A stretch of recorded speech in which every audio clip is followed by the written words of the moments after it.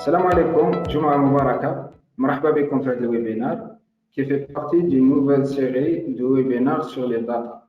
Aujourd'hui, on va aborder une thématique très importante sur les enjeux de la data pour l'entreprise. Ce webinaire est une introduction vers le monde de données. Ce webinaire sera présenté par Monsieur Redouane Belkhatmi. Si vous avez des questions, n'hésitez pas à les poser dans le chat et nous y répondrons à la fin. Khoya Redouane, je te laisse la parole. Bien sûr, merci. Yatek Saha, marhaba bikoum, salam alaikum kamel. Donc, aujourd'hui, Inch'Allah, on va essayer de voir un petit peu les enjeux de la data pour l'entreprise. Avant de commencer la formation, le webinaire, en fait, je voudrais préciser une chose, c'est que le webinaire ne va pas aborder le thème, le machine learning ou la data science un thème bien précis. C'est-à-dire, c'est pas ça le but. Le but, en fait, ici, c'est d'expliquer l'importance de la data pour l'entreprise algérienne. C'est-à-dire que l'entreprise algérienne enfin, en globalité, l'entreprise en général. Donc, le but le webinaire. Donc, je suis Redouane Belkhatmi, je suis data analyst, senior data analyst depuis maintenant 10 ans dans les télécoms. Je suis aussi consultant, formateur en analyse de données. J'ai confondé aussi le programme de data analyst and Corposens. Donc, c'est un programme en fait sur lequel on enseigne la data analyse à toute personne qui le souhaite et qui veut travailler avec. J'ai été anciennement formateur en management de projet, en management d'entreprise, parce que j'ai été déjà dans ma carrière manager, disons à un âge, je suis avancé. Donc, voilà, je m'intéresse aussi à tout ce qui est team management. Donc, les compétences TRI, c'est un petit peu tout ce qui est BI, tout ce qui est techno-web, Python, SQL, data analyse, Tableau, Power BI, tout ça, en fait, je m'y intéresse et c'est avec ça que je travaille au quotidien. Mes centres d'intérêt, bien sûr, toutes les choses que j'aime, en fait, et les choses auxquelles aussi je m'intéresse, c'est-à-dire même en dehors de la data, en fait, j'aime bien tout ce qui est data gouvernance, data science, machine learning, tout ce qui est les algorithmes, j'essaie de comprendre l'algorithmie, etc. Et aussi, pas que ça, parce que, comme je le dis toujours, il faudrait aussi comprendre le business et donner la part la plus importante dans les analyses, c'est-à-dire que par exemple, qui m'a la data science ou la data analyse ou le machine learning, ce que je conseillerais aux gens qui veulent faire demain data scientist ou data analyst, c'est de s'intéresser au business. Les gens ne s'intéressent pas beaucoup au business. Il ne faut pas croire que le fait d'appliquer un algorithme fait de vous que vous êtes data scientist ou là un machine learning, par exemple, ingénieur ou un truc comme ça. Donc, il faudrait s'y intéresser au business aussi. C'est de comprendre le business parce que les données, si vous ne savez pas les interpréter, si vous ne savez pas expliquer au directeur ce que vous êtes en train d'avoir comme résultat, au final, ça ne sert à rien. Pardon. Donc, mes centres d'intérêt, comme je l'ai dit, c'est le management stratégique, la data gouvernance, le machine learning, la data viz, en fait, tout ce qui se réfère à la data. Bien sûr, je vais commencer, la présentation par la définition de la data, ce qui serait le plus commun. Donc, pour commencer, si on devait définir la data, on dirait que la data est une information à l'état brut. Ok, donc c'est la première chose qu'il faut savoir. La data est une chose qui n'est pas exploitée et on ne va pas dire qu'il n'est pas exploitable. Au contraire, elle est exploitable, mais c'est une chose brute. Donc, à l'état brut, dont nous nous servons pour construire de l'information, de la connaissance et de l'expérience. Comment on peut arriver à ces choses?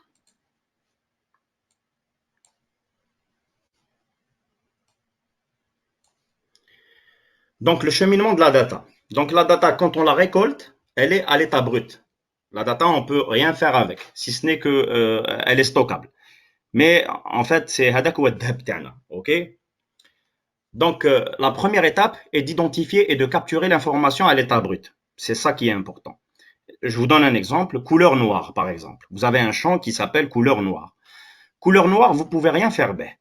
C'est-à-dire que on ne peut rien faire avec. Par contre, on peut le combiner avec autre chose pour construire une information. Donc, compiler une data avec une autre pour en tirer une information. La data qui prend forme.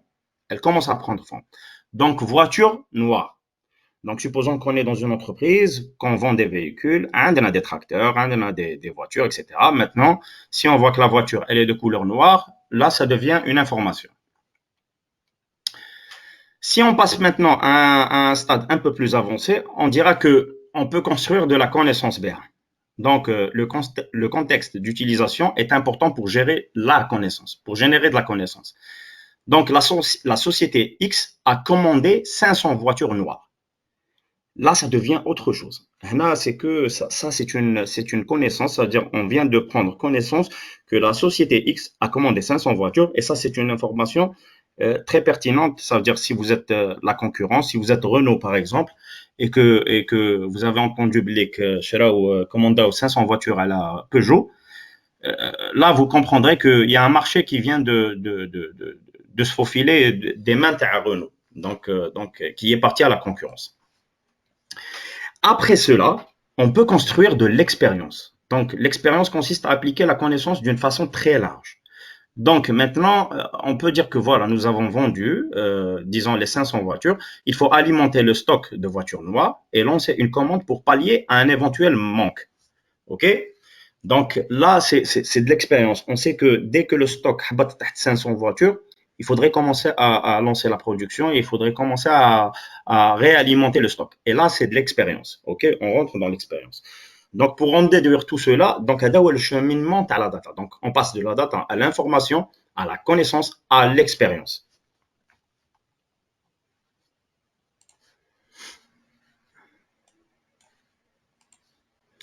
Bien sûr, tout le monde pourra se poser la question. Alors, pourquoi on voudrait se mettre à la data? Pourquoi je me mettrais à la data? C'est-à-dire que je fais rentrer de l'argent, j'ai un chiffre d'affaires assez conséquent, tout roule bien pour moi, la société, les employés sont payés, etc. Donc, pourquoi se mettre à la data? C'est vrai, c'est une bonne question et on va y répondre sur les 6 points. D'abord, il faut savoir une chose.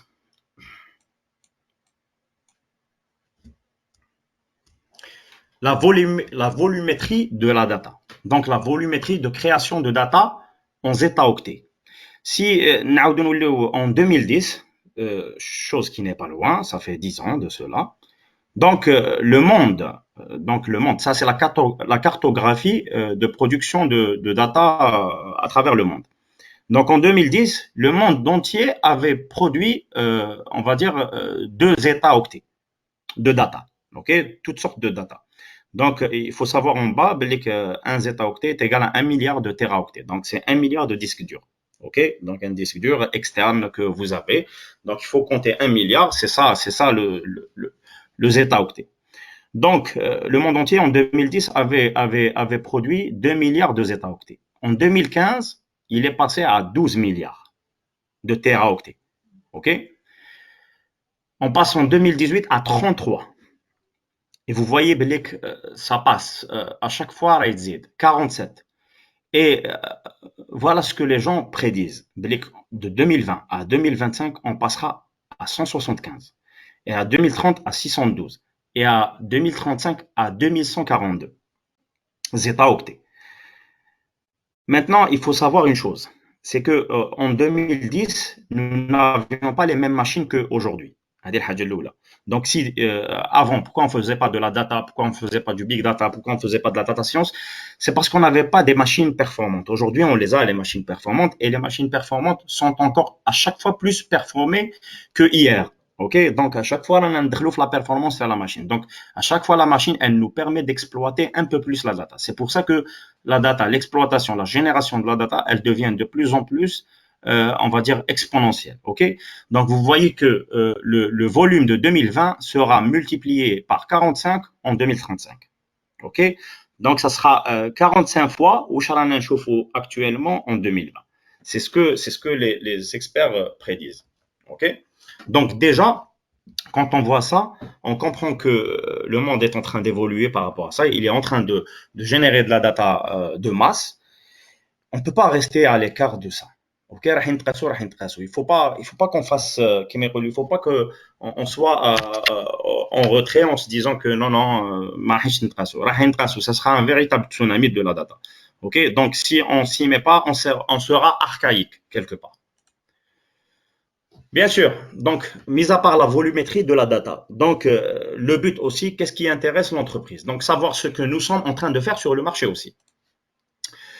Donc, le but aussi pour la société, il faut le dire clairement, c'est de gagner de l'argent. Parce que sans ça, la société ne vit pas.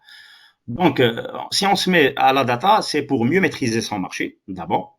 Ça, c'est la première des choses. Ça veut dire que savoir ce que les clients veulent et produire en conséquence.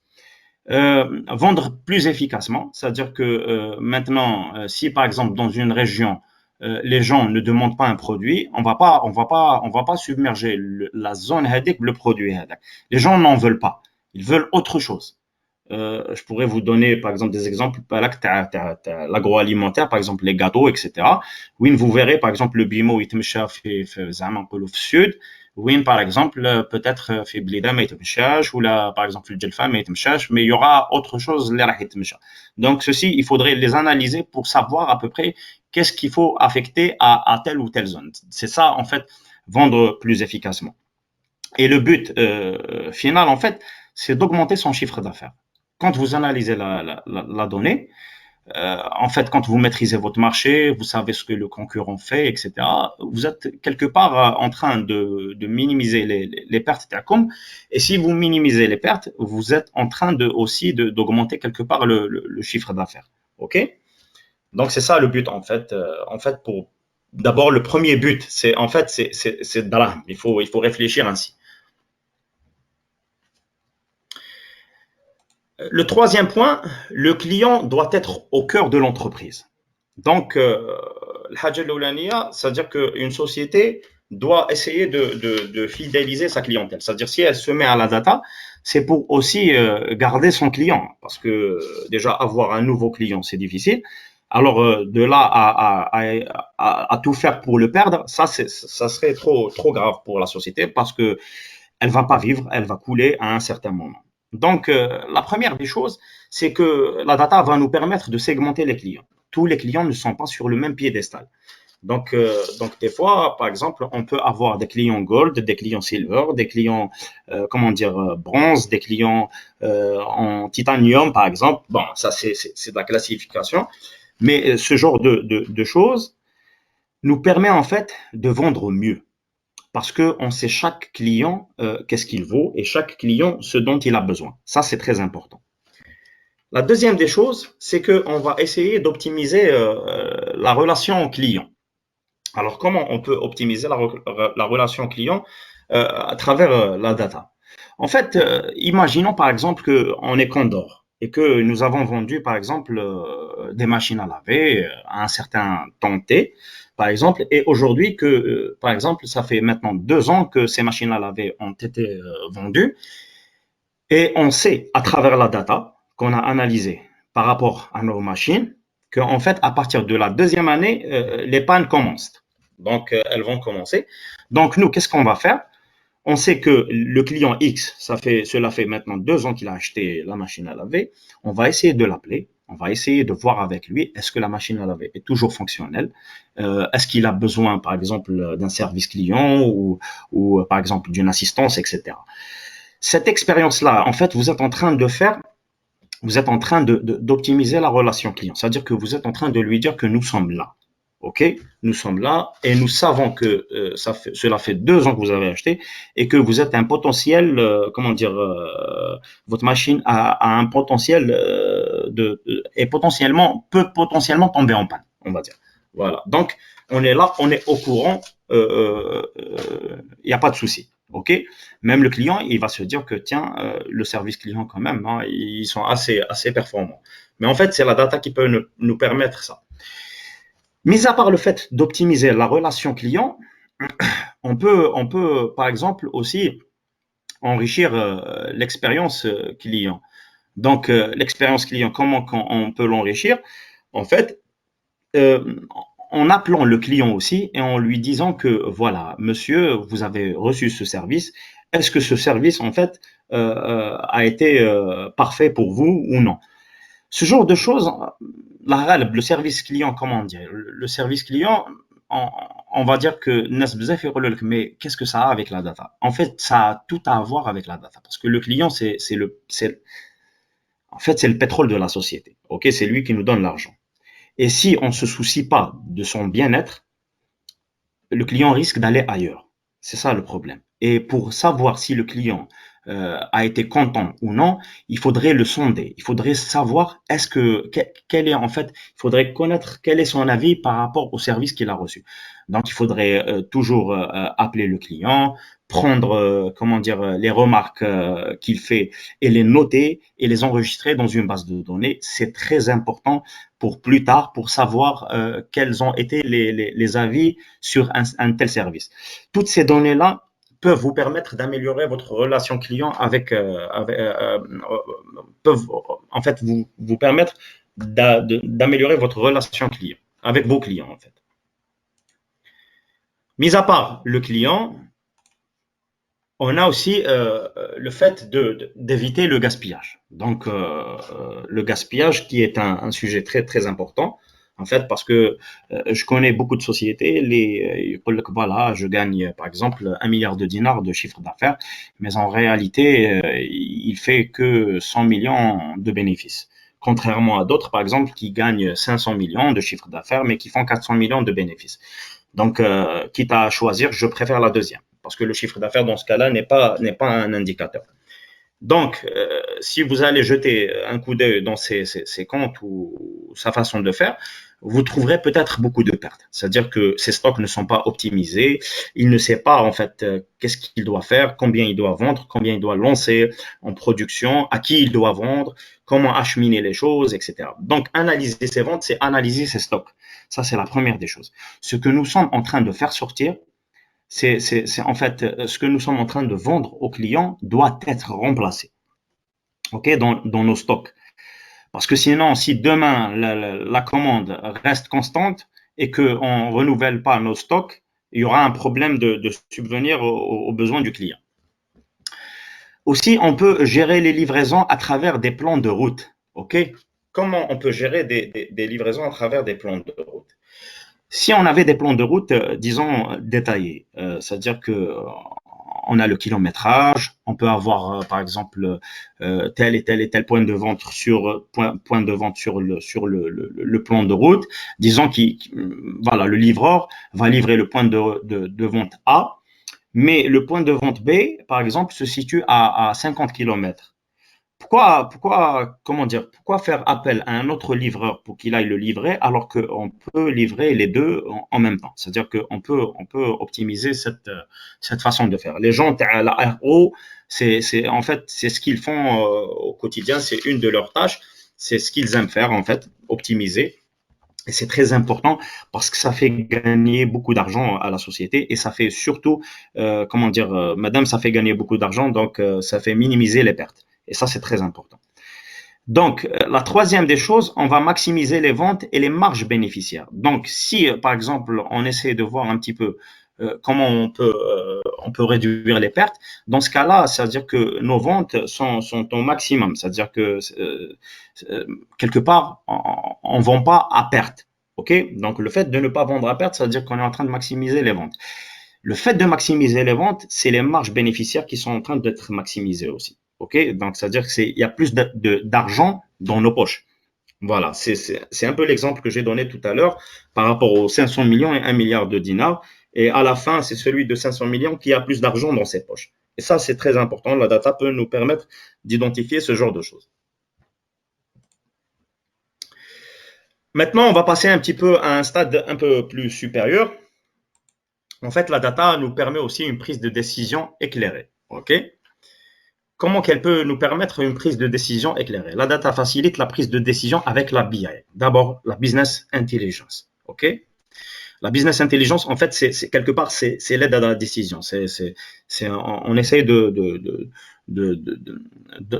on va dire de stocker, de restocker nos données d'une certaine manière, de telle sorte à ce qu'elles soient plus exploitables. Ok? C'est-à-dire que quand elles étaient à l'état brut, on ne va pas dire qu'elles n'étaient pas exploitables, mais elles étaient exploitables, disons, d'une façon linéaire. Mais quand on va travailler avec la business intelligence, elles deviennent, comment dire, exploitables d'une façon dimensionnelle. C'est-à-dire que une dimension et trois dimensions, c'est pas la même chose. Ok, on peut exploiter la data, par exemple les ventes par jour et on va dire par jour, par client, par jour, par région, etc. Et là, ça devient vite très sérieux. Donc, optimisation des coûts de transport. On peut, avec la BI, optimiser les coûts de transport. On peut avoir des dashboards contenant ceci. On a aussi, comment dire, avec la BI, on peut savoir quand est-ce qu'on doit lancer les campagnes marketing et les moments opportuns pour ça. Donc, c'est très important parce que les sociétés, généralement, c'est ce qu'elles font, c'est-à-dire elles n'arrêtent pas de faire des promotions, etc. Mais faire des promotions à tout bout de champ, des fois, je me dis que ça ne sert à rien. Parce que si on ne fait pas d'études sur ça, en fait, vous allez faire des promotions, mais en réalité, ce que vous avez engagé comme argent pour la promotion ne revient pas en termes de rentabilité. Donc, c'est comme si que le ROI est carrément nul.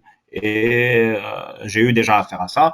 Donc, pour ça, il faudrait avoir les périodes sur lesquelles les clients sont plus propices à consommer tel ou tel produit. Donc, c'est comme ça qu'on peut faire les lancements de campagne. Donc, par exemple, je vais prendre un autre exemple. En milieu médical, par exemple, la data peut nous servir à accélérer une intervention médicale. Si un client rentre, par exemple, dans une clinique ou dans un hôpital et qu'il y a une urgence et que ce client en fait fait partie de notre base de données. Par exemple, disons que le groupe sanguin du client en fait a été enregistré, on n'a pas besoin de lui demander son groupe sanguin, sa carte de groupage, alors qu'elle est déjà stockée chez nous. Ok, donc ça fait gagner beaucoup de temps par rapport à ça et on peut sauver des vies. Donc la data peut servir à beaucoup de choses et elle est partout. Nous avons aussi la data, elle nous aide à prédire les orientations stratégiques à travers le machine learning. Donc, par exemple, prédire le churn dans une banque. Supposons que nous avons dans une banque, par exemple, des clients qui partent. OK? Donc, ces clients-là, en fait, ils partent, mais nous ne savons pas pourquoi. OK? C'est ça le plus important. Donc, nous ne savons pas pourquoi. Ce que nous avons, par contre, c'est euh, ce que nous avons, par contre, sur ces clients-là, nous avons quelques données. Par exemple, nous avons leur balance. Nous avons aussi une data qui s'appelle, par exemple, est-ce qu'il avait une carte ou il ne l'avait pas cette carte magnétique en fait pour retirer de l'argent. Par exemple, disons que l'âge, par exemple, ça fait combien de temps qu'il est chez nous, etc. Et on verra à la fin que, en fait, est-ce que c'est un homme ou une femme, par exemple, et on verra à la fin que tel client est parti et tel client n'est pas parti. En fait, si on applique un certain algorithme sur ça, on peut savoir à la fin, il va calculer des probabilités et il va nous dire que voilà, ce client-là est parti et ce client-là ne partira pas, en fait. Nous, on peut appliquer ça sur un test disant que nous avons les résultats et on veut voir est-ce que ces clients-là, est-ce que l'algorithme va prédire ce genre de choses convenablement. Donc, il va essayer de prédire, peut-être il saura prédire à 80%, ce qui est assez suffisant. Et donc, maintenant, on prend cet algorithme et on va l'appliquer sur tous les clients de la banque. Et une fois qu'on l'applique sur les clients de la banque, nous allons avoir par exemple un résultat qui va nous dire voilà, 1, il va partir, 0, il va pas partir. Et donc tous nos clients vont être administrés de la probabilité 1-0. OK? Et donc, c'est ce qui va nous permettre, par exemple, de les contacter et de voir, par exemple, s'ils ont l'intention de partir en leur proposant des services annexes ou additionnels. On peut prédire aussi les prix du marché de l'immobilier. Et il suffit de faire une régression linéaire sur ça et de voir, par exemple, quel est le prix de l'immobilier et quel devrait être le prix de l'immobilier. On peut aussi vendre des places de train en évitant la surcharge. Un exemple sur ça, par exemple, supposons que nous ayons beaucoup de trains. Et le problème, c'est que des fois, il y a des wagons qui sont surchargés, il y a des wagons qui ne sont pas surchargés. Par exemple, et à travers le machine learning, on peut prédire quels vont être les wagons qui vont être surchargés et les wagons qui ne vont pas être surchargés. Et si on pouvait mettre ceci sur une application, qu'on proposera au client final. Le client final pourra voir, par exemple, à quelle heure un wagon va être surchargé et à quelle heure il ne va pas être surchargé. Peut-être qu'il n'est pas pressé et donc il ne veut pas en fait monter dans un wagon surchargé, donc il préfère attendre le prochain wagon qui va être en fait carrément vide. Donc ça, c'est des applications qui peuvent faciliter la vie aux clients.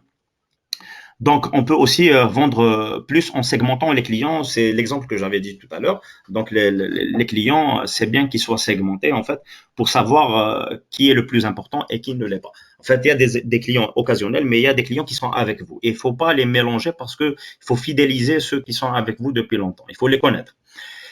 Donc, on a aussi, la concurrence devient plus transparente. Donc, quand on se met à la data, vos ventes indiquent ce que vos concurrents vendent aussi. Ça, c'est très important. En fait, par exemple, vous avez, par exemple, une commande on va dire, on va prendre aussi l'agroalimentaire. Par exemple, disons que vous êtes Soumam et que vous avez une commande de yaourt, par exemple, sur le Grand Alger de 10 tonnes, par exemple. Si vous avez une commande de 10 tonnes, il faut savoir que votre premier concurrent qui est Danone, en fait, si vous avez de bons commerciaux qui vous font remonter la data, vous saurez à peu près combien Danone va livrer au même moment. C'est-à-dire que les gens, les clients vendent, les points de vente vendent du Soumam, mais vendent aussi du Danone. Et généralement, ils achètent la même quantité, presque la même quantité. Donc, soit vous êtes derrière, soit vous êtes devant. OK? Donc, mais à combien? On va pas dire à très loin, c'est-à-dire peut-être à 2, 3, 4 tonnes à peu près de proximité. Donc, ça va vous permettre de cerner le client, de cerner la concurrence et de savoir ce qu'elle fait, en fait, si elle est derrière vous ou elle est devant vous. Donc, à travers vos data, vous arriverez à prédire votre part de marché et celle de vos concurrents aussi. C'est très important, c'est ce que je disais tout à l'heure. Et vos data euh, vous disent, en fait, pardon, il y a une erreur, vous disent quand attaquer un marché. Et ça, c'est très important, en fait. C'est-à-dire que sentir les opportunités, c'est très important. Ça, c'est la chose sur laquelle, comment dire, les sociétés actuelles aux États-Unis ou là en Chine travaillent. C'est ce qui s'appelle le growth hacking. Ok, donc c'est le hack. Ils essayent de hacker ce genre de choses. C'est-à-dire qu'ils essayent de trouver la faille juste pour augmenter leur chiffre d'affaires, en fait, en attaquant un marché. C'est-à-dire ils sentent l'affaire où est-ce qu'elle est et ils essayent de l'attaquer.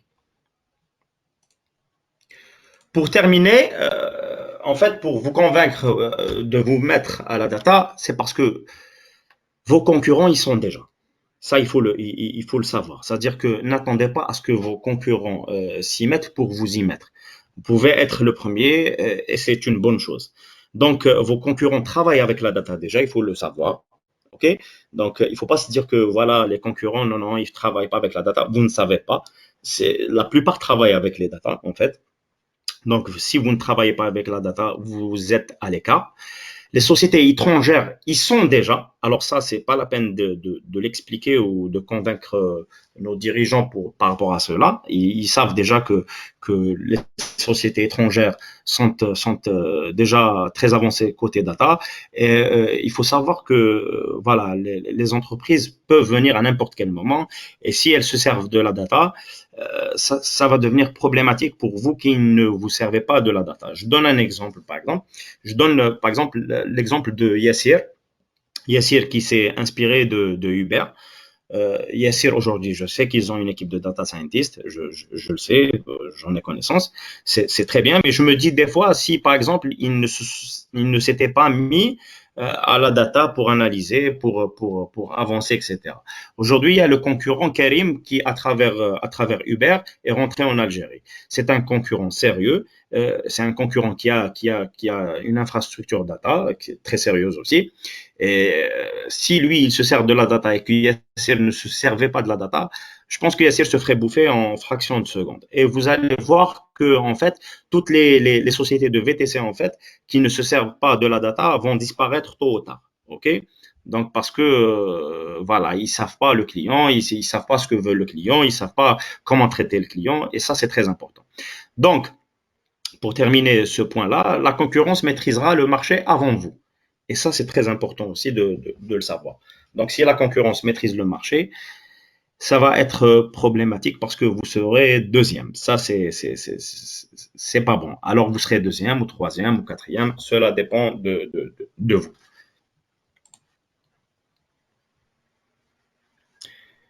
Concrètement parlant, comment on peut récolter la data? Donc, ça, c'est ce qui nous intéresse en fait. C'est ce qui intéresse la société algérienne. Comment je peux faire pour récolter la data? Maintenant que je sais pourquoi je dois m'y mettre à la data, comment je vais faire pour récolter la data? Donc, tout d'abord, il faut savoir que identifier les données clés, ça c'est très important. C'est-à-dire que identifier les données qui vont vous aider. Donc, avant même de commencer à exploiter le business, il est impératif d'identifier quelle data doit être stockée dans nos BDD, dans nos bases de données, pour nous servir à prendre les bonnes décisions au moment convenable. Ça, c'est très important. OK? Donc, identifier le besoin data. Une approche en trois phases. La première chose qu'il faut faire, c'est d'identifier la data relative à votre business. OK? Donc, vous êtes dans le marché, par exemple, du VTC, par exemple, ou vous êtes dans le marché, par exemple, agroalimentaire ou peut-être des télécoms. Il faudrait essayer de récolter un maximum de data qui se réfère à votre business. Alors, qui se réfère à votre business, c'est-à-dire que ce soit en interne ou en externe, ça, on va le voir maintenant. C'est-à-dire que cette data-là ne doit pas disparaître. C'est-à-dire qu'il ne faut pas se dire que non, j'ai une data, mais cette data-là, peut-être je ne m'en servirai pas. Non, non, vous allez vous en servir tôt ou tard. Vous avez aussi data relative au secteur du marché ou au marché de votre entreprise. C'est-à-dire que maintenant, vous avez votre data à vous, vous concernant vous, mais vous avez aussi la possibilité d'avoir de la data concernant votre secteur d'activité. Ok, vous êtes dans le bâtiment, vous avez la possibilité d'avoir la data de tous on va dire, les constructeurs bâtiments. C'est une chose qui ne se refuse pas. Ok, il faudrait la prendre, il faudrait la stocker, la nettoyer et la garder pour d'éventuelles prédictions peut-être plus tard. Vous avez aussi les datas de troisième zone qui peuvent vous aider à identifier les opportunités sur le marché. Qu'est-ce que ça veut dire les datas de troisième zone? On va dire que, par exemple, vous êtes concessionnaire de voitures et que, en fait, vous avez vendu on va dire que vous avez vendu à une société de taxi, on va dire 500 voitures. C'est vrai que la société de taxi, en fait, ne fait pas dans le VTC. Parce que le VTC, c'est autre chose. En fait, le VTC, c'est la location de voitures avec chauffeur. C'est ça la différence entre taxi et VTC. Mais si vous êtes une société de VTC, cette information ne doit pas tomber dans l'oreille d'un sourd. Parce que si la société a la capacité d'acheter 500 voitures pour pallier un manque de taxis, par exemple, sur la wilaya d'Alger ou un truc comme ça, donc il faudrait savoir que demain, il y aura de la concurrence par rapport à vous. Et donc, il faudrait pallier à cela et il faudrait surveiller cela. Donc, ce genre de data, il ne faudrait pas les négliger, c'est très important. Okay, c'est une information de troisième zone parce que c'est une chose qui n'est pas relative. Par exemple, on ne va pas dire qu'elle est relative à vous parce que ce n'est pas vous qui allez acheter cette commande déjà. Hein. On peut dire qu'elle est relativement, il y a une interaction par rapport au secteur du marché dans lequel vous travaillez, mais toujours est-il que vous êtes VTC et c'est une société de taxi. Donc, c'est une autre chose, mais malgré tout, il peut y avoir des interactions. Ce genre de data, il faudrait s'en servir, il ne faudrait pas les négliger. Toutefois, donc maintenant, concrètement parlant, on veut collecter la data. Donc, collecter la data est un processus en fait de récolte d'informations à l'état brut. C'est ça qu'il faut savoir. Donc, c'est pas une data nettoyée. On cherche la data à l'état brut. معليش تجي كيما راهي, on va la prendre, on va la stocker, on va la préprocesser, on va la nettoyer, on va voir comment on peut la stocker.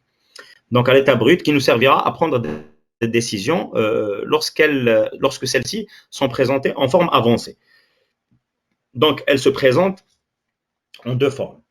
OK? Donc, la collecte externe et la collecte interne. Donc, pour ce qui est de la collecte externe, on va commencer par la collecte externe. La collecte externe, en fait, on va commencer par la collecte physique. La collecte physique, c'est quoi? C'est que des fois, il y a des sociétés, par exemple, qui envoient on va dire, des commandos, comme on les appelle dans les sociétés. En fait, en fait, on va louer un service qui consiste à envoyer des jeunes ou des jeunes filles sur le terrain et à aller interroger les clients par rapport à un tel ou tel produit. Ce genre de données, si elle est bien faite, peut être très pertinente pour la société. OK? Donc, c'est très important de faire ce genre de choses. C'est une collecte physique, donc d'homme à homme, donc qui nous permet de savoir à peu près où est-ce que nous nous situons par rapport à un échantillon de données. On ne va pas couvrir tout le territoire, bien sûr, mais on peut avoir, par exemple, un certain indicateur par rapport à cela. Donc, vous avez aussi la carte fidélité. Alors, la carte fidélité, c'est un moyen externe, en fait. Pourquoi il n'est pas interne? Parce que, en fait, le client vous donne de l'information externe. OK? C'est son information. Et cette information peut vous servir soit à lui proposer des ventes, soit à lui par exemple, conseiller des articles, etc. Pourquoi elle est externe? Parce qu'en fait, le client n'est pas obligé de vous la donner. OK? Il n'est pas obligé de prendre la carte de fidélité. C'est la société qui le propose. C'est comme la collecte physique. Le client n'est pas, en fait, les potentiels clients ne sont pas obligés de répondre. La carte de fidélité n'est pas obligatoire, mais elle peut permettre, par exemple, de faire des réductions sur des produits. C'est avec ça qu'on peut attirer le client. Mais toutefois, le client va donner des informations. Et ces informations-là vont nous permettre de savoir à peu près, par exemple, si nous sommes constitués, si la société a plus de clients en termes, par exemple, d'âge, disons, si la clientèle est jeune ou relativement vieille ou peut-être qui a la quarantaine, etc. Donc, c'est très important d'analyser ceci. C'est-à-dire que si maintenant, par exemple, on va prendre Ardis, par exemple, si Ardis, par exemple, a la carte de fidélité, c'est-à-dire qu'il propose aux clients, il va analyser, il va voir un petit peu ses clients, quelle est la constituante de leur âge, et il va voir qu'en fait, il se focalise sur des articles qui n'intéresseront pas la clientèle, par exemple, jeune. Même si, par exemple, il sait que voilà, sur la carte de fidélité, la plupart des clients ont moins de 35 ans. Et ça, c'est très important. C'est-à-dire que la plupart des articles ne concernent pas les jeunes, alors que la plupart des clients qui ont souscrit à la carte de fidélité sont jeunes.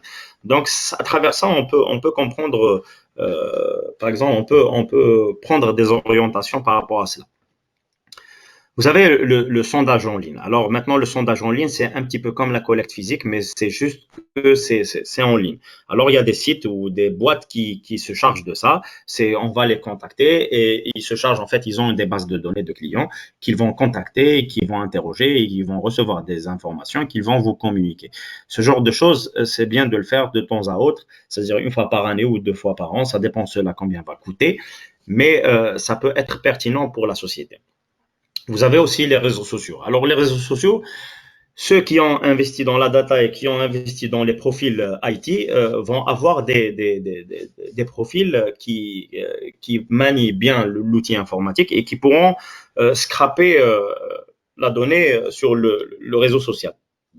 Alors, scraper, ça veut dire quoi? Ça veut dire qu'ils vont extraire la donnée du réseau social. C'est-à-dire ils vont voir un phénomène quelconque où vous avez par exemple une page Facebook, par exemple, dans laquelle vous avez 10 000 adhérents et vous demandez par exemple à votre collaborateur, par exemple, qui maîtrise Python ou qui maîtrise R ou qui maîtrise un autre logiciel, qui puisse vous scraper la donnée pour analyser les sentiments des clients par rapport à tel ou tel produit ou peut-être par rapport à la société, etc. Ça, c'est très important parce que c'est avec ça que vous pourrez savoir à peu près ce que les clients aiment et ce que les clients veulent. Vous pourrez avoir l'orientation par rapport à cela. Donc ça, c'est comment récolter la donnée d'une façon externe. Maintenant, si on passe par exemple à l'interne, c'est tout autre chose. OK? Donc ça, c'est très important. tout comme l'externe, c'était important, mais on va dire que l'interne est encore plus important parce que si on n'arrive pas à instaurer une certaine discipline en interne, cela ne servirait à rien d'aller vers l'externe. Okay, donc, on commence par l'interne pour terminer vers l'externe. Donc, l'interne consiste d'abord à se rapprocher de ses commerciaux. C'est-à-dire qu'il faudrait obliger les commerciaux à faire remonter la data. Donc, par exemple, dans les télécoms, il n'y a pas ce problème parce que les ventes sont captées par des antennes et sont mises directement dans des bases de données. Mais si, par exemple, on passe à l'agroalimentaire, on est obligé d'équiper les commerciaux avec des PD. Ça veut dire des smartphones intelligents qui prennent commande, qui vous montrent le client à aller servir, par exemple, à telle et telle date ou telle heure, etc. Donc, ça, c'est très important. Ça veut dire, est-ce que le client il a été livré? Est-ce qu'il a été facturé? Est-ce que vous avez été payé en conséquence, etc. Donc, ça, c'est très important. Se rapprocher de ces commerciaux, c'est-à-dire les équiper au maximum pour qu'ils puissent vous donner la data du terrain, c'est-à-dire qu'ils puissent vous la remonter. C'est-à-dire qu'il ne faut pas vendre uniquement sans consentement des commerciaux parce qu'ils connaissent très, très bien le terrain. Et il faut avoir leur avis des fois sur ce qui est bon, ce qui n'est pas bon. Ça ne veut pas dire qu'on va prendre leur avis, content, mais c'est bien d'avoir leur avis. C'est-à-dire qu'ils peuvent vous éclairer sur certaines choses. On se rapproche aussi des comptables parce que les comptables ont de l'information que des fois on n'a pas. En fait, même si le comptable va tout canaliser sur un logiciel, mais ça ne suffit pas en fait, parce que cette donnée-là, si vous ne rapprochez pas de votre comptable ne va pas vous la communiquer. Donc, c'est très important de lui expliquer que voilà, il doit bien noter la donnée, il doit bien rentrer les factures, etc., pour qu'il n'y ait pas d'erreur. C'est très important. Et de temps en temps, le comptable peut analyser des choses sans le vouloir en fait. Il peut analyser des choses et ne pas les communiquer, alors que c'est très important de les communiquer. Donc, si on se rapproche des comptables et qu'on discute souvent avec eux, ils vous diront beaucoup, beaucoup de choses. Donc, ça, c'est très important. Vous avez aussi les sociétés qui doivent travailler avec des ERP. Alors, l'entreprise Resource Planning, ça, c'est très important. C'est en fait avec ça qu'on a des orientations. En fait, on va tout noter sur les ERP pour que plus tard, on puisse exploiter cette donnée. Mais les ERP à eux seuls ne servent, enfin, c'est pas qu'ils servent pas à grand chose. En fait, les ERP à eux seuls ne résoudent pas le problème. OK? Donc, ça ne veut pas dire qu'on a un ERP, donc on sait tout ce qu'on doit faire, etc. Non, ça ne suffit pas. L'ERP, il est là, il vous donne l'information, mais il y a beaucoup d'informations qui manquent dans l'ERP. L'ERP est un logiciel canalisé, ok? C'est pas, par exemple, comme les bases de données dans lesquelles on peut créer, on peut faire ce qu'on veut, on peut créer des bases de données autant qu'on veut par rapport à n'importe quel article. L'ERP, non, l'ERP, il a des modules, et si par défaut, le module que vous cherchez n'existe pas, ça va être problématique, ok? Vous avez aussi les CRM, donc pour gérer la relation client. En fait, le client, comme on l'a dit tout à l'heure, c'était très important et c'est avec ça, en fait, le CRM qu'on peut prendre les avis des clients et les noter dedans. C'est-à-dire que demain, si on veut lancer quelque chose et on veut avoir un avis par rapport à cela, il faudrait aller analyser déjà ce que le client pense ou pensait des produits avant cela qui sont similaires. Ok? Donc, c'est avec ça qu'on peut avancer. Vous avez aussi, je vais donner 2 points. En fait, les 4 premiers points concernent le fait de comment collecter la data en interne. Mais les 2 derniers points, le rouge et le vert ici, enfin le vert, le bleu, voilà. Donc, instaurer une discipline de collecte de data, ça, en fait, c'est pas de la data interne, mais j'ai voulu les mettre ici parce que, en fait, c'est très important. C'est 2 points très importants. Sans ces 2 points-là, les 4 premiers points ne servent à rien. Donc, instaurer une discipline de collecte de data. C'est-à-dire que si la data doit être collectée au quotidien, elle doit l'être. C'est-à-dire qu'on ne peut pas dire que voilà, non, aujourd'hui, on ne va pas collecter de data parce qu'on est fatigué, parce que le système s'est arrêté, parce que non, et c'est très important de mettre en place des systèmes de collecte de data qui vont pallier à un système qui s'arrête. OK? C'est-à-dire un backup ou une chose de la sorte, c'est-à-dire que c'est très important. Donc, la discipline est très importante. La deuxième des choses, veiller à respecter la data quality. C'est-à-dire que on va pas maintenant se rapprocher des commerciaux, on va leur dire que voilà, nous allons vous équiper d'un PDA et vous allez nous remonter l'information, merci de le faire, etc. Et que derrière, les commerciaux vont taper n'importe quoi. Ça, c'est important. C'est-à-dire qu'il faut surveiller aussi ce qu'ils sont en train de taper. Et si vous voyez qu'ils sont en train de taper n'importe quoi, il faudrait soit les rappeler à l'autre, soit prendre les dispositions par rapport à cela, parce qu'il faudrait qu'ils comprennent que, en fait, c'est avec ça que la société vit et pas autrement. C'est pas avec l'argent qu'ils sont en train de générer, c'est pas avec les ventes qu'ils sont en train de générer, c'est avec la qualité de la donnée qu'ils sont en train de remonter. C'est avec ça qu'ils peuvent, c'est avec ça que vous pouvez cibler, par exemple, vos nouveaux clients ou vos clients. Donc ça, c'est pour la collecte interne. Je vais juste ranger un petit peu.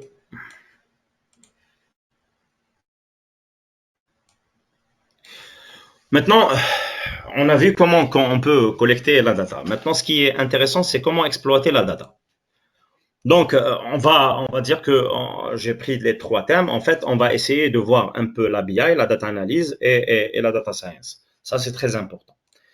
Donc, pour exploiter la BI, par exemple, pour exploiter la data avec la BI, c'est-à-dire que la première des choses, il faudrait qu'une société puisse mettre en place un système de business intelligence. Déjà, il faudrait qu'elle ait un système de stockage de données. Ça, c'est important, mais disons que nous allons partir du principe que la société a où stocker ces données. Généralement, la plupart des sociétés ont des bases de données par rapport à cela.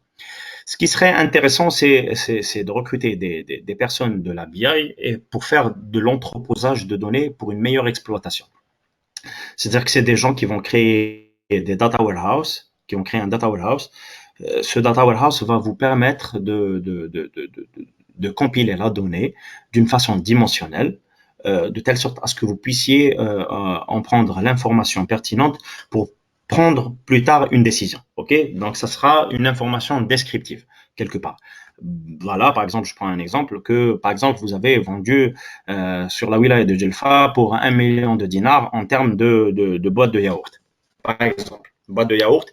Ok, c'est bon. Maintenant, je voudrais savoir quel est le yaourt qui a fait, par exemple, le plus de chiffre d'affaires. Vous comprendrez que, par exemple, le yaourt X a fait, par exemple, 70% du chiffre d'affaires de Djelfa. Ça, c'est très important, ce genre de données. Demain, ça vous aidera à prendre la décision de ne pas envoyer d'autres yaourts qui peut-être ne marchent pas et qu'en fait, la wilaya de Djelfa a un faible pour le yaourt X. Voilà. C'est-à-dire aussi pour vous, vous allez minimiser les pertes. Je reviens un petit peu à ce que j'ai dit tout à l'heure. La business intelligence vous permet aussi la conception de dashboards pertinents, lisibles et compréhensibles par le top management. Ça, c'est très important. Ça veut dire que le top management a sous leurs yeux des tableaux de bord qui leur permettent un petit peu de prendre la décision à n'importe quel moment. Maintenant, supposons que vous conduisez une voiture sans tableau de bord, sans jauge d'essence, sans jauge de vitesse, etc. Vous pouvez rouler, il n'y a pas de souci, mais vous ne savez pas quand est-ce que vous allez vous arrêter. C'est ça le problème. En fait, c'est ça, en fait, naviguer sans tableau de bord. Ça veut dire que la société ne va pas s'arrêter, mais un de ces jours, elle va s'arrêter. Voilà, parce que vous ne savez pas quand est-ce que vous devez refaire le ravitaillement d'essence, ou est-ce que vous êtes en train de dépasser la vitesse limite, vous risquez de vous faire arrêter par un policier, etc. Donc, vous êtes en train de naviguer, comment dire, aveuglément, et ça, c'est pas bon pour une société. Vous avez aussi la flexibilité dans l'identification des besoins selon les différents métiers. Alors maintenant, la business intelligence, ce qui est bien, c'est que il y a un nouveau concept qui est sorti, c'est la self-BI. C'est-à-dire chaque personne peut construire ses tableaux de bord par rapport à sa direction. Voilà. Par exemple, le service commercial peut faire des tableaux de bord par rapport au service commercial, par rapport aux produits qu'ils vendent. Le service client peut aussi faire des tableaux de bord par rapport aux clients qu'ils ont interceptés, aux clients qu'ils ont auditionnés, en fait, par rapport à tel et tel produit. Et à partir de là, vous savez à peu près si le client est content ou mécontent. Aussi, il y a les stocks, les fraudes, par exemple les achats et les moyens généraux, les finances aussi peuvent avoir des rapports qui leur permettent qui leur permettent de savoir un petit peu s'ils sont bénéficiaires ou non et à un temps T. C'est-à-dire qu'ils vont pas attendre la fin du mois pour savoir ce qu'ils ont fait ou ce qu'ils ont dégagé comme bénéfice. C'est-à-dire que ce genre de choses peuvent leur permettre d'avancer de la bonne façon. Donc la business intelligence, je dirais que c'est la première chose, c'est la première étape que la société doit mettre dans l'exploitation de la data. C'est pas la peine d'aller vers la data science, le machine learning, etc. si vous n'avez pas de BI. Parce que la BI, c'est le préalable, c'est le b.a.-ba de l'exploitation de la data. Et c'est très important. Vous avez l'analyse de données, la data analysis. Alors, maintenant, l'analyse de données, c'est quoi? La data analyse, d'abord, il faut savoir qu'elle commence là où la BI s'arrête. C'est-à-dire qu'elle vient fouiller dans les données présentées pour en comprendre le sens quand celui-ci devient compliqué.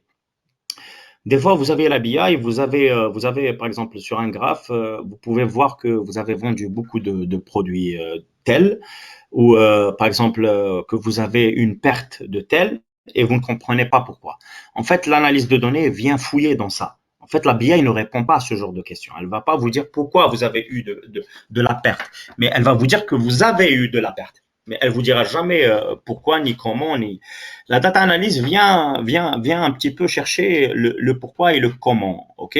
Donc, elle vient répondre à cela en prenant les données et en essayant de les analyser autrement, d'une autre façon. C'est-à-dire, elle va pas les exposer, mais elle va plus les analyser.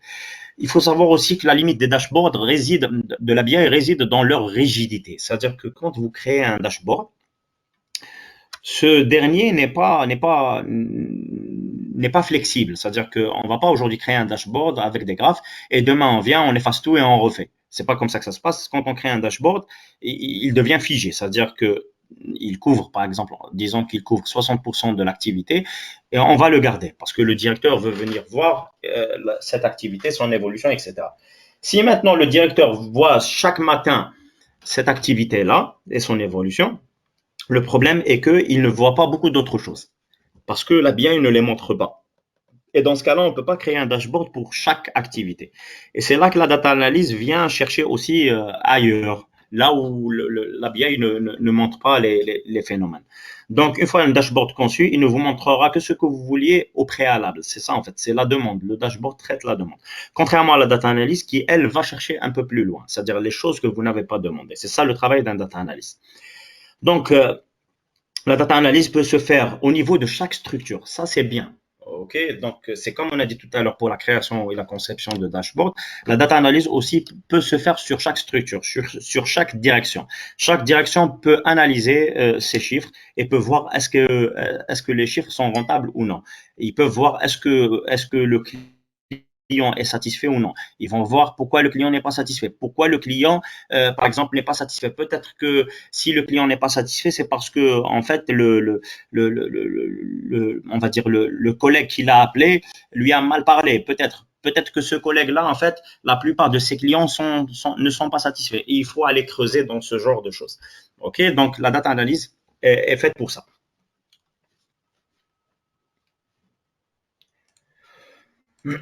On terminera par la data science, la chose que beaucoup de gens aiment en fait et veulent faire. Voilà, je vous le dis, voilà, la data science, c'est bien, c'est une très très bonne chose, mais si vous ne passez pas par les deux premières étapes, voilà, cela ne sert à rien. C'est comme si que, comme je dis toujours, je donne l'exemple, c'est que تنوضوا Mercedes باش تمشيو بها في la piste. C'est un peu ça. La data science, c'est ça. La data science, elle est faite en fait pour venir combler ce qui ne s'est pas fait dans la data analyse et ce qui ne s'est pas fait dans la BI. Donc, elle est là pour chercher autre chose. Donc, la data science peut vous permettre de chercher de nouvelles opportunités commerciales en cherchant à relier votre data d'une toute autre façon que la BI. Et la data analyse à travers des algorithmes. Bon, il y a des algorithmes. Il y a par exemple, je vais vous donner un exemple. Sur ça, il y a une société, je pense que c'est Walmart. Walmart avait à une certaine époque recruté des data analysts, des data scientists, pardon, et ils avaient pris les tickets de vente, en fait, qu'ils avaient analysés, et ils ont fait passer à la moulinette d'un algorithme de machine learning, et l'algorithme leur a prédit, voilà, les combinaisons de produits qui peuvent marcher marché. Ok, donc c'est-à-dire qu'il leur a donné quelles sont les meilleures combinaisons. Et la première combinaison qu'il leur a donnée, c'était la combinaison chips et bière. C'était ça la première combinaison qu'il leur a fait sortir. Et quand Walmart a vu où était le stand bière et où était le stand chips, ils se sont dit c'est pas normal. Parce qu'en fait, le client, quand il vient, il cherche et il va acheter les chips, il achète avec la bière.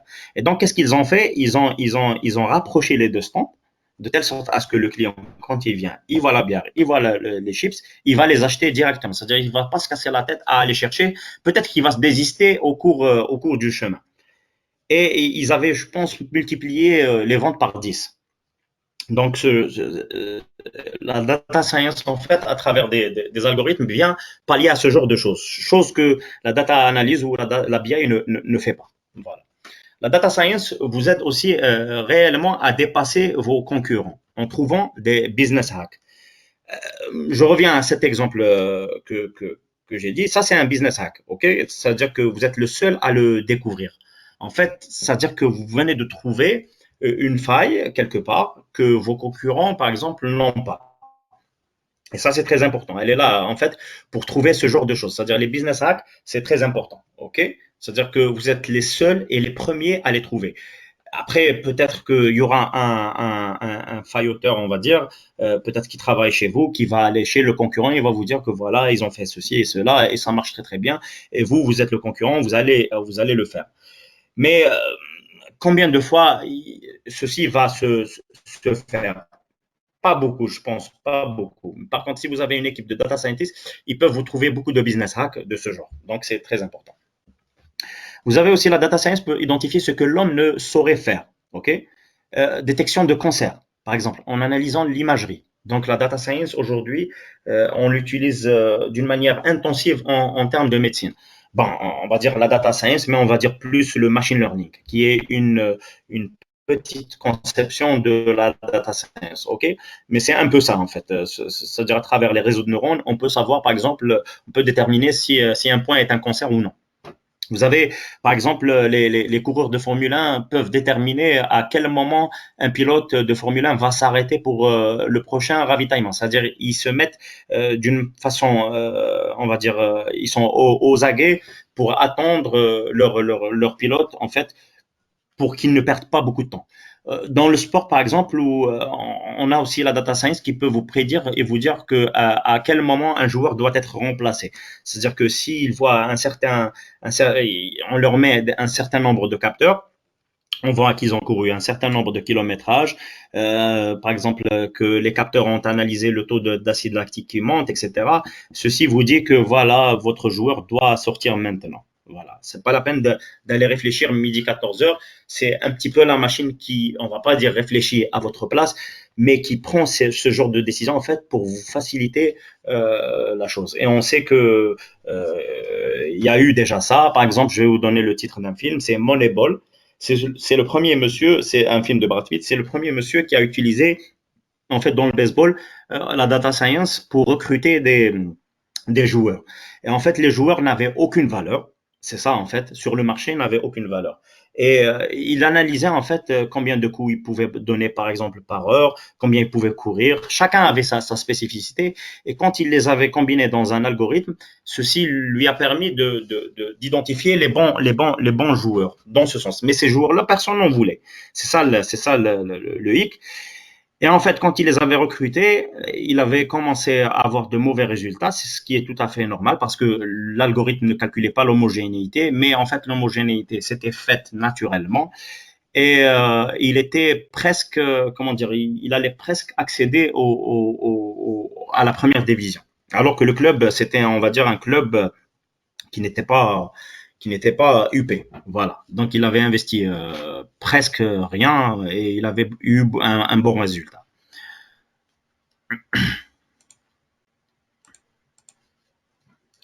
Pour terminer, en fait, donc on a vu comment exploiter la data. Maintenant, on va dire que maintenant, quels sont les postes que une société doit mettre. Alors, comment que la société doit mettre tout cela en poste. Je sais que les sociétés peut-être n'ont pas assez, on va dire, assez de moyens pour mettre en place ce genre de choses. C'est pour ça que j'insiste beaucoup sur de commencer à mettre en place la BI. Ça, c'est très important, ok? Mais sinon, la data team, celle qui vous permet de voir grand, en fait, à travers vos data, elle est composée de ces 6 profils, ok? Vous avez tout d'abord le CDO. Ok, le CDO, responsable numéro 1 de la data en entreprise, ainsi que de sa sécurité. Alors, quand je dis ainsi que sa sécurité, c'est pas lui qui va faire la sécurité, mais c'est celui qui va, par exemple, recruter la personne qui va assurer la sécurité. Généralement, le DBA, dans l'équipe du DBA, on trouve toujours celui qui assure la sécurité. Vous avez le database administrator, ok? Donc, la database team, donc responsable du bon fonctionnement des serveurs de base de données. Il ne faut pas que celle-ci se crache. Ok, les bases de données, si elles s'arrêtent, si elles se crachent, on dit qu'elles se crachent, en fait, au risque que toute l'entreprise s'arrête. En fait, si la base de données s'arrête, c'est toute l'entreprise qui s'arrête. On ne pourra plus stocker d'informations ni d'en extraire. Et ça, c'est important. Vous avez après ça, vous avez la BI team, ok, donc responsable des entrepôts de données de l'entreprise. La BI commence en fait chez eux, ok? C'est ceux qui vont prendre les bases de données que le DBA en fait stocke et dont il prend soin. Ils vont les prendre, ils vont essayer d'en faire sortir à travers des mécanismes, bien sûr. Ils vont essayer d'en faire sortir d'autres tables, ok, des tables de dimension, des tables de faits, etc., de telle sorte à ce qu'elles deviennent exploitables pour en faire des tableaux de bord, ok, des tables après à différents profils, ok, au top management peut-être ou à la deuxième couche ou le deuxième cercle, comme on dit, du top management. Vous avez le data engineer ou la data engineering team, ok. Donc le data engineer est celui qui travaille à la conception, à la création et à l'amélioration de l'infrastructure, ok, permettant l'accès aux données et à leur gestion. En fait, qu'est-ce que le data engineer fait? En fait, c'est lui quelque part qui, lorsqu'il reçoit la donnée, en fait, il essaie de la nettoyer et il essaie de la stocker de la meilleure des manières. Okay, en fait, le DBA, il est là pour prendre soin de la base de données, pour qu'il s'assure qu'elle roule toujours. Mais le data engineer, c'est celui qui, par exemple, on peut comparer le DBA au mécanicien, mais le data engineer, c'est celui qui va optimiser la voiture. C'est-à-dire, il va vous mettre des boosters, il va vous mettre des choses de ce genre. En fait, des pneus, on va dire par 21 quelque part, des amortisseurs développés de telle sorte à ce que ça roule très très bien et ça roule vite. En fait, lui, il est là pour assurer la structure de données. Okay, c'est-à-dire que la donnée doit être exploitable à n'importe quel moment et elle doit être pertinente. Vous avez l'équipe analytique et l'équipe data science. Ok, donc c'est là où l'analyse des données se fait. Donc l'analytic team est celle qui se charge d'exploiter la data pour en tirer des insights. Alors les insights, ça veut dire quoi? Les insights, c'est un terme anglophone. En fait, c'est pour dire que voilà, c'est l'orientation qu'on va prendre. Ok.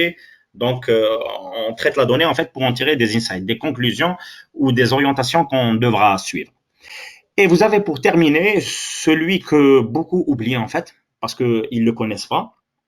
En fait, la plupart des gens croient que la data science règle tout. Non, en fait, la data science ne règle pas tout. Parce que quand vous faites un algorithme de machine learning ou de data science, par exemple, un algorithme de prédiction de prix ou un algorithme de prédiction, par exemple, de départ de churn, par exemple, dans une banque, ok, vous venez de le faire. Maintenant, il faut le faire passer en production. Alors, ça veut dire quoi faire passer en production? C'est pas parce que le fait que vous l'ayez fait en Python que c'est bon. Après, on va l'appliquer tous les jours comme ça et puis c'est tout. C'est pas comme ça que ça se passe. Il faudrait essayer de voir avec la data ops, c'est-à-dire l'équipe data ops, qui va développer une application qui va mettre en production cet algorithme. Et généralement c'est des développeurs chevronnés qui travaillent avec Java, C++, etc. Donc, ils vont prendre l'algorithme que vous avez fait avec Python et ils vont le concrétiser en application. Je vais prendre l'exemple du train de tout à l'heure. Par exemple, vous venez de développer un algorithme de prédiction, par exemple, des wagons, quel wagon va être vide et quel wagon va être plein. OK, c'est bon, l'algorithme il est là, etc. Mais quand vous le donnez à un data ops, lui, il va essayer de le mettre dans une application, OK, de telle sorte à ce que le client final puisse l'exploiter. Et ça, c'est une toute autre chose, OK. Donc c'est très important. L'équipe data ops doit être dans la data. Voilà, normalement, les postes clés, c'est avec ça que je termine. Ma conclusion, en fait, c'est celle-ci. En fait, pour moi, il n'est plus à essayer de convaincre les entreprises d'adopter la data comme levier, puisque c'est le moteur de la relation client. D'abord, ça, c'est très important quand une entreprise place le client dans son cœur. OK? Donc, le client doit être dans le cœur de la stratégie data. Donc, de toute stratégie commerciale, en fait, marketing, les entreprises les plus performantes sont déjà en avance par rapport à nous. OK, donc maintenant, si par exemple, moi, je travaille dans les télécoms, je sais qu'on est en avance. Et encore, si maintenant, j'essaie de voir un petit peu ce qui se passe en Chine peut-être ou en Espagne, je sais qu'ils sont encore plus avancés par rapport à nous, ou peut-être pas. Mais je connais un petit peu les standards par rapport à cela. Maintenant, les moyennes entreprises qu'on a, par exemple chez nous, doivent se mettre à la data et ne pas réfléchir en fait si elles doivent investir ou non. Je sais une chose, c'est que nos dirigeants gaspillent beaucoup d'argent sur des futilités. Et ça, c'est pas bon. Alors que des systèmes, par exemple, de BI ou des systèmes de stockage de data, c'est pas qu'ils ne coûtent pas cher, en fait, même s'ils coûtent un petit peu cher, mais c'est des choses qui vont servir à l'entreprise. C'est-à-dire la rentabilité va être multipliée par 10, par 20. Et ça, c'est très important que nos dirigeants puissent réfléchir comme ça. Maintenant, si ils veulent pas la pérennité de leur entreprise, ils peuvent faire ce qu'ils veulent. Mais pour moi, c'est ce qui doit se faire. Sachant que la concurrence, malgré tout, la concurrence étrangère, tôt ou tard, elle peut venir ici ou par exemple, par exemple, vous avez des sociétés chez nous qui vont acheter leurs produits chez d'autres sociétés étrangères, alors que vous, ici, vous proposez un produit. Vous ne vous faites pas connaître, vous n'avez pas de système de récolte de données, vous ne savez pas ce que les clients cherchent, vous ne captez pas les demandes. Et donc, c'est normal que les clients algériens aillent se ravitailler ailleurs. Et donc, pour éviter ce genre de choses, si vous avez, par exemple, un système de collecte de données, un système qui puisse savoir si vos clients sont contents ou mécontents et que vous palliez à cela, eh ben, vous avez tout compris, en fait. Voilà. Donc, la concurrence, quand elle vient s'installer, vous êtes déjà prêt. Voilà. Donc, je vous remercie. Voilà, l'exposé, il est terminé. Je crois que j'ai pris un peu plus de temps que je ne devais prendre. Voilà. Ça fait un bon moment que je suis en train de parler. Je ne sais même pas si les gens sont en train de m'écouter. J'espère qu'ils m'ont écouté. Ahmed, Oui, je pense que on est là et on est en train d'écouter voilà. toutes les informations pertinentes. D'ailleurs, on a un peu de questions que je vais essayer de répondre, que Très je bien. vais poser pour répondre. Voilà. On va commencer par la question de Kisho. Je ne sais pas si j'ai prononcé son nom très bien. Y a-t-il un lien avec l'exploitation de la data que l'entreprise puisse économiser la partie papier?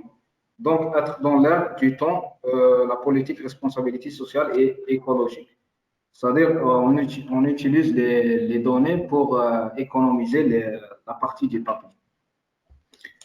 Bien sûr, maintenant, pour l'entreprise, c'est normal parce que c'est des coûts. Je suis d'accord avec sa question. Au contraire, c'est une très, très bonne question. Bon, je ne veux pas dire qu'ils vont économiser beaucoup de coûts, mais ça reste très symbolique si on veut se mettre au zéro papier.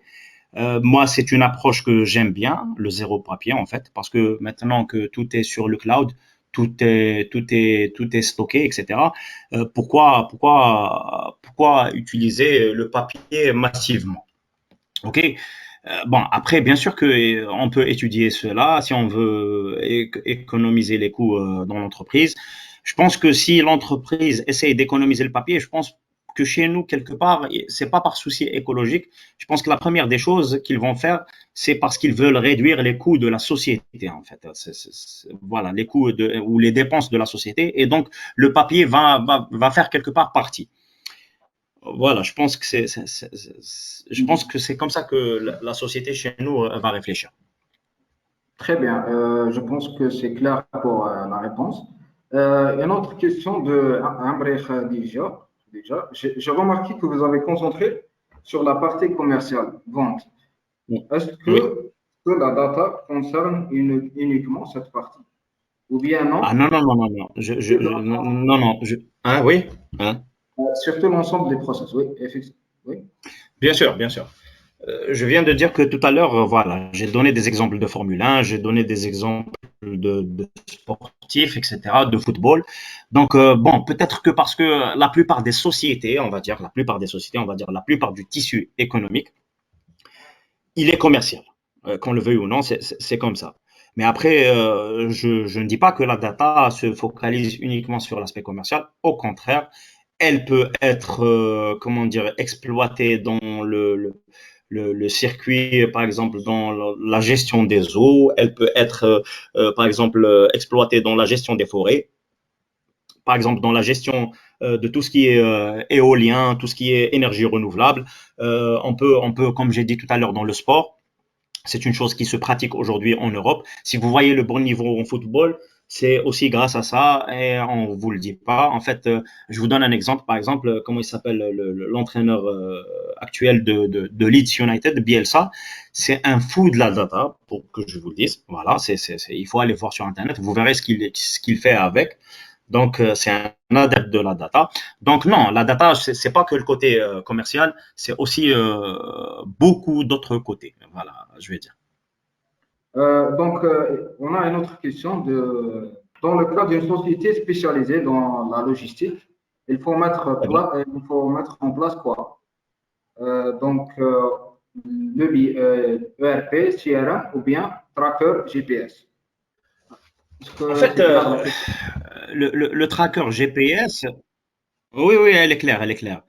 Il faudrait, comment dire, le RP, il est là pour récolter votre data, en fait, hein. C'est-à-dire que vous savez ce que vous avez vendu, vous savez ce que vous êtes en train de dépenser. C'est un petit peu la comptabilité, le commercial, le marketing qui sont réunis dans un même logiciel. C'est un petit peu ça. Après, bon, est-ce que nous pouvons faire de la BI avec ça? Non, parce que le RP, il va vous afficher un graphe, il va vous dire que voilà, vous avez fait un chiffre d'affaires de temps, voilà comment le chiffre d'affaires a évolué en 5 mois ou en 6 mois. Ça reste que c'est indicatif, mais c'est pas suffisant. OK, ça c'est la première des choses. Donc, si vous mettez en relation, si vous êtes en train de réfléchir à mettre en relation un CRM, il est là pour gérer la relation client. Il est obligatoire. Pour moi, toute société qui se respecte, même si le CRM ne coûte pas cher, on va dire, vous allez chercher un CRM open source que vous allez développer ou que vous allez mettre en place, c'est très important. C'est une bonne chose de commencer avec ça. Ça veut dire que vous donnez de l'importance à vos clients. Maintenant, le GPS, à ma connaissance, je ne suis pas expert, mais le GPS, vous allez savoir à peu près combien vos voitures ont roulé. Ça, c'est la première des choses. Si demain vous êtes, comment dire, victime d'un cambriolage, vous pourrez trouver vos voitures. Par exemple, est-ce que les voitures, par exemple, sont surutilisées, par exemple, ce genre de choses. Donc, ce que vous venez de citer, pour moi, il faudrait les utiliser les trois. Voilà. C'est pas en utiliser un au détriment de l'autre, parce que en fait, c'est pas parce que vous avez utilisé un GPS que vous pourrez vous en passer d'un CRM ou d'un ERP. Non, ils sont complémentaires. Chacun a sa fonction. Très bien. Slimane et Rabih, on nous pose une question. Le BI team n'est-il pas inclus dans la partie data engineering? Non, non, non. Parce que on va dire les choses clairement. Le BI team, c'est un métier, ok? La BI est un métier, ok? Le data engineer, on a dit qu'il faisait en fait la structure de la donnée. En fait, il est là pour traiter la structure de la donnée. En fait, le data engineer, il est là plus pour servir le data scientist et le machine learning engineer, ok? Il n'est pas là pour la BI. La BI, c'est autre chose. C'est-à-dire que on peut faire de la BI sans avoir en société le machine, le data engineer, ok? C'est-à-dire que ils sont là, il y a différentes sources qui sont là. Elles sont administrées par le DBA, donc elles sont bien stockées. Il y a le système de stockage de la donnée et l'équipe BI vient et elle va exploiter la donnée. Voilà. Très bien. On a une autre question de Rahmani Mohamed. À votre avis, quels sont les langages et outils à maîtriser pour une bonne exploitation de données? Très bien, je vais répondre à la question. Je vais dire que la première des choses qu'il faudrait maîtriser, ce n'est pas les langages. Ça, c'est la première des choses. La première des choses à maîtriser, c'est en fait, c'est les concepts. OK? C'est-à-dire maintenant, vous voulez apprendre à faire de la data science avec le langage R ou peut-être le langage Python ou peut-être du Julia ou par exemple, on va dire que vous allez faire du Scala avec Spark, etc. Mais ça, c'est pas le plus important parce que ça s'apprend. C'est le côté technique. Maintenant, si vous êtes en train de dérouler des algorithmes avec Python, disons une régression logistique, et que vous ne savez pas ce que la régression logistique en fait est en train de réellement faire, vous êtes en train de dérouler machinalement la chose et vous ne saurez interpréter. Demain, vous tombez avec quelqu'un qui maîtrise la chose et il vous demande d'expliquer, vous expliquez à moitié, bon, il y aura un problème, c'est-à-dire qu'il va comprendre que vous ne maîtrisez pas en fait le côté analytique de la chose. Ça, c'est la première des choses.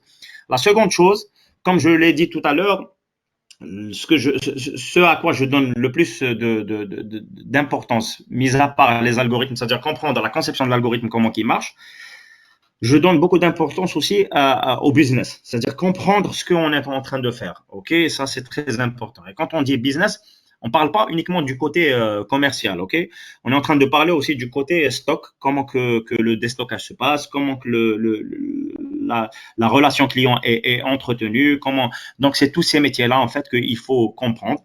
C'est vrai qu'on ne va pas tout couvrir, un data scientist ne peut pas tout couvrir, mais on va dire qu'il est obligé de connaître ces choses-là.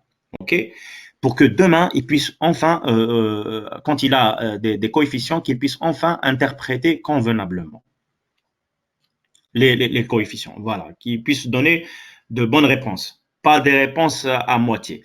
Après, si vous voulez, vous pouvez faire du R ou du Python. Pour moi, il n'y a pas de différence, qu'on se mette bien d'accord, parce que le Python, c'est en fait, c'est un langage qui est, on va dire, c'est vrai qu'il est bien développé pour la data science, mais c'est aussi un langage pour autre chose. On peut faire avec du web, ok? On peut faire avec de l'Android aujourd'hui, avec Kiwi. Donc, c'est un langage, on va dire, généraliste qui fait beaucoup de choses. On fait aussi avec du scripting pour la sécurité. Donc, il a une forte communauté par rapport à ça. Et vous avez aussi le langage R.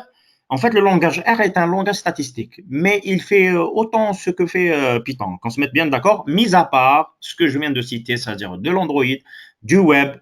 Enfin, le web, il y a Shiny, on arrive quand même à faire de la production avec.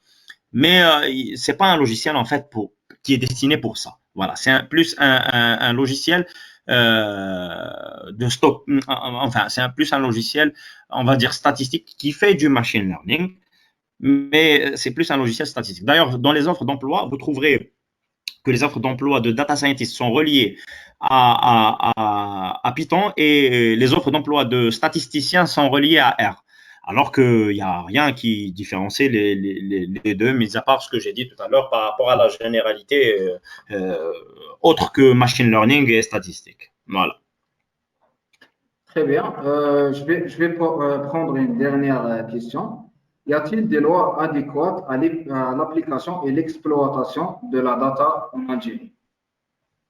Pour moi, je pense que Sincèrement, je ne saurais répondre parce que je ne suis pas expert sur ce domaine-là, mais bon, je pense que bien sûr, comme tout pays, on va dire, ils ont des lois, c'est normal que chez nous, mais je dirais que peut-être qu'elles sont pas assez développées, ok? C'est-à-dire que maintenant, à ma connaissance, je n'ai pas trouvé encore d'entreprise qui est interdite d'exploiter de la data. Mais je pense que nous irons vers ceci tôt ou tard, ok? Aujourd'hui, en Europe, c'est ce qui se passe. En fait, aujourd'hui, il y a la communauté européenne qui se dresse contre Google, qui se dresse contre Facebook pour l'exploitation ou la surexploitation de la donnée. Je pense que tôt ou tard, on va s'en inspirer. Ok, on s'en est inspiré sur beaucoup de lois. Et je ne dis pas que voilà, on va pas s'en inspirer. Et il viendra le jour où on va s'en inspirer. Voilà. très bien. Je pense qu'on est arrivé à la fin du webinaire. En espérant que ça a été bénéfique pour vous. On va envoyer un email dans les prochains jours qui contient le lien vers le reply de ce webinaire et un petit sondage. Ça va nous aidera énormément à améliorer la qualité de nos webinaires. On vous remercie pour votre participation et vos interactions. Je vous remercie encore une fois, Khoya Redouane, pour ces informations Allah يسلمك. pertinentes. Merci pour toi. الله يسلمك الله يسلمك. Ce webinaire a été fait par BMC Vision, un organisme de formation de conseil créé en 2013 dans le but d'accompagner des entrepreneurs et de les doter d'outils leur permettant de se démarquer de la concurrence. Nous vous invitons à visiter nos réseaux sociaux pour connaître plus sur nous et nos activités. Un dernier mot, Redouane. Je tiens à remercier tous les participants, ceux qui sont venus, parce que c'est mon premier webinaire. J'ai jamais donné de webinaire. En fait, bon, j'enseigne, je forme en fait plus. Je suis formateur sur ça, mais j'ai jamais donné de webinaire. Donc, je remercie tous ceux qui sont venus d'abord. D'abord, ça, c'est la première des choses.